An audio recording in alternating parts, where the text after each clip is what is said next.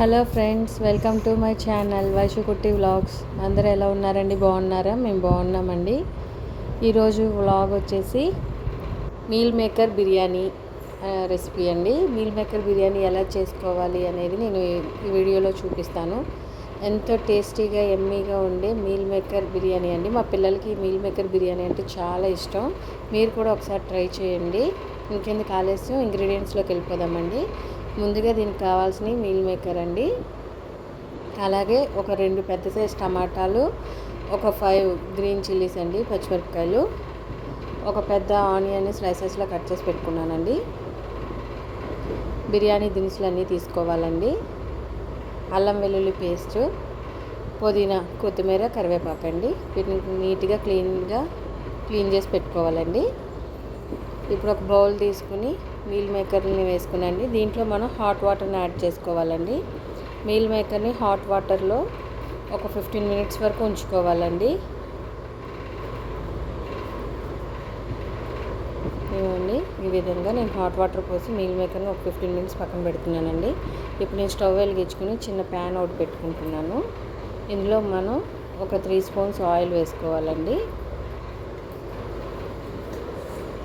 Oil వేసుకున్నాక ఆయిల్ని కొంచెం హీట్ అవ్వనివ్వాలండి. మనం మీడియం ఫ్లేమ్లో ఉంచుకుని ఈ ప్రాసెస్ అయితే చేసుకోవాలండి. ఆయిల్ హీట్ అయిందండి. ఇందులో నేను ఆల్రెడీ కట్ చేసి పెట్టుకున్న మిర్చి, టమాటాని యాడ్ చేసుకుంటున్నానండి. ఈ పచ్చిమిరపకాయలు, టమాటాలు మెత్తగా మగ్గిపోవాలండి. వీటిని ఒక 5 మినిట్స్ లో ఫ్లేమ్లో పెట్టేసి మూత పెట్టి ఉడకనివ్వాలండి. ఇదిగోండి, ఇక్కడ మూత పెట్టేసుకుని నేను ఒక 5 మినిట్స్ వరకు లో ఫ్లేమ్ మీద మగ్గనిస్తాను. ఇప్పుడు ఒక 5 మినిట్స్ తర్వాత చూసుకుందామండి. ఇదిగోండి, చూసారా, టమాటాలు, పచ్చిమిర్చి చక్కగా మగ్గిపోయినాయండి. ఇలా మెత్తగా మగ్గిపోయాక మనం స్టవ్ ఆఫ్ చేసేసుకుని వీటిని కొంచెం చల్లారనివ్వాలండి. ఇవి చల్లగా అయ్యాక మనం మిక్సీ జార్లోకి తీసుకుని వీటిని పేస్ట్లా చేసుకోవాలి. ఇవ్వండి, ఈ విధంగా ఫైన్గా పేస్ట్లా చేసుకోవాలండి. వీటిని పక్కన పెట్టేసుకుందామండి. నేను ఆల్రెడీ మీల్ మేకర్ని వాటర్లో వేసాను కదండి, హాట్ వాటర్లో. వీటిని చక్కగా వాటర్ లేకుండా పిండేసి తీసుకోవాలండి. మీల్ మేకర్ వాటర్ లేకుండా నీట్గా తీసుకోవాలండి. ఇలాగా ఇదిగోండి, చూడండి, ఇవి హాట్ వాటర్లో వేయటం వల్ల మెత్తగా అవుతాయండి మీల్ మేకర్. ఇప్పుడు మనం స్టవ్ మీద ఒక ప్యాన్ పెట్టుకోవాలండి. మనం దేంట్లో అయితే ఈ వంట చేస్తామో, నేను కొంచెం మందంగా ఉన్న ప్యాన్నే తీసుకుంటున్నానండి. ఇక్కడ దీంట్లో నేను ఒక 3 to 4 స్పూన్స్ ఆయిల్ని అయితే యాడ్ చేసుకున్నాను. ఆయిల్ హీట్ అయిందో లేదో చూసుకోండి. ఆయిల్ హీట్ అయ్యాక ఇందులో ఫస్ట్ మనం బిర్యానీ మసాలాలన్నీ వేసేయాలండి. బిర్యానీ ఇంగ్రీడియంట్స్ అన్నీ వేసుకుని లో ఫ్లేమ్ మీద వీటిని ఆగనివ్వాలండి. ఇవి వేగినాక ఆనియన్స్ వేసుకోవాలండి. ఒక పెద్ద ఆనియన్ని నేను స్లైసెస్లో కట్ చేసుకుని వేసుకోవాలండి.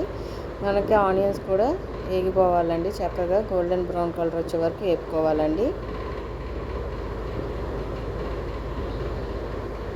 మనం ఇదిగోండి, చూసారా, లో ఫ్లేమ్లోనే ఉంచుకుని స్టవ్ అనేది మనం వేపుకోవాలండి ఆనియన్స్ని. ఇక్కడ ఆనియన్స్ బాగానే ఎగిపోయినాయి, చూసారా.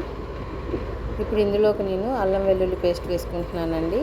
1 స్పూన్ అల్లం వెల్లుల్లి పేస్ట్ వేసుకుని దాన్ని కూడా చక్కగా వేగిపోయేలా కలుపుకోవాలండి. అల్లం వెల్లుల్లి పేస్ట్ కూడా పచ్చివాసన పోయేదాకా మంచిగా వేపుకోవాలండి. ఇప్పుడు మనం తీసుకున్న మీల్ మేకర్ని కూడా ఇందులో యాడ్ చేసేసుకోవాలి.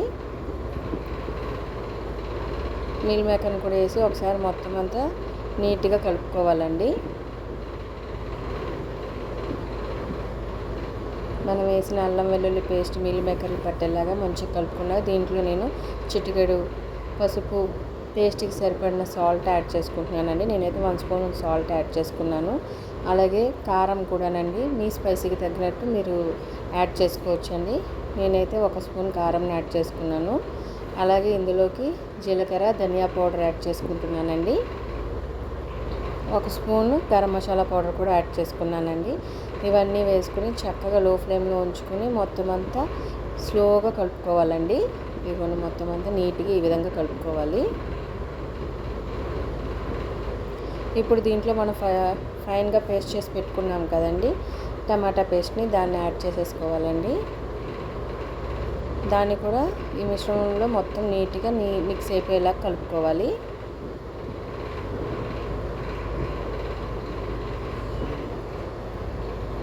ఇప్పుడు ఇదంతా లో ఫ్లేమ్లోనే పెట్టి చేసుకుంటున్నామండి, లేదు అంటే కింద అడుగంటేస్తుంది.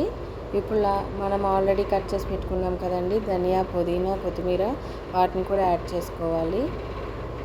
ఇదిగోండి ఈ విధంగా స్లోగా కలుపుకోవాలండి. మనం టమాటా పేస్ట్ వేయటం వల్ల చూసారా చక్కగా గ్రేవీ వచ్చింది. ఇప్పుడు దీంట్లోకి నేను రైస్ అయితే వేసుకుంటున్నానండి.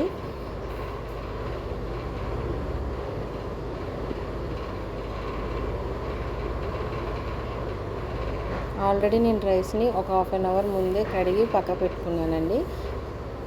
ఇప్పుడు రైస్కి సరిపడిన వాటర్ని తీసుకున్నాను. నేనైతే మామూలు రైసే తీసుకున్నానండి, మనం ఇంట్లో వాడే రైస్. సో నేను 1 గ్లాస్ రైస్కి 2 గ్లాసెస్ ఆఫ్ వాటర్ని యాడ్ చేసుకుంటున్నాను. అదే మీరు బాస్మతి రైస్ తీసుకుంటే కనుక 1 గ్లాస్ రైస్కి 1.5 గ్లాస్ రైస్ అయితే సరిపోతుందండి. ఇదిగోండి వాటర్ వేసేసాక ఒక 15 to 20 మినిట్స్ వరకు మూత పెట్టేసి మీడియం ఫ్లేమ్లో నేను కుక్ అవనిచ్చానండి రైస్ని. ఇదిగోండి 15 మినిట్స్ తర్వాత చూసుకుంటే నా రైస్ అయితే మ్యాక్సిమం అయిపోయిందండి. ఇప్పుడు కొంచెం లాస్ట్లో దీంట్లోకి కొంచెం నెయ్యినైతే యాడ్ చేసుకుని ఒక 5 మినిట్స్ మూత పెట్టేసి కొంచెం మగ్గనిస్తే సరిపోతుందండి. అంతేనండి, ఎంతో టేస్టీగా యమ్మీగా ఉండే మీల్ మేకర్ బిర్యానీ రెడీ. అంతే ఫ్రెండ్స్, ప్లీజ్ సబ్స్క్రైబ్.